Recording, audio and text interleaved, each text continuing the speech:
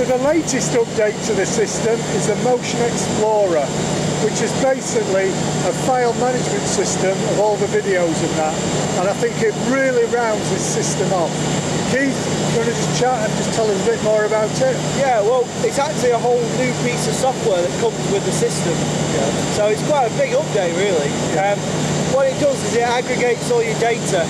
So you're able to create a hierarchy of all your assets, all your different points where you take measurements from, and then you can store videos to that. You can launch new acquisitions with the same settings for that asset itself. Yeah.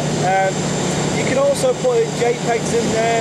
You can put reports to each individual asset, so you can keep track of those things. So if I've got, like on a site like this, I can sort of build areas, machines, and basically assign it, a bit like a vibration database. Exactly like that, yeah. So yeah, we really like the Motion Explorer. Like I said, it really rounds the system off. If you want to get a bit more detail, if you watch the video shortly after this, you'll get a real feel for what it can do.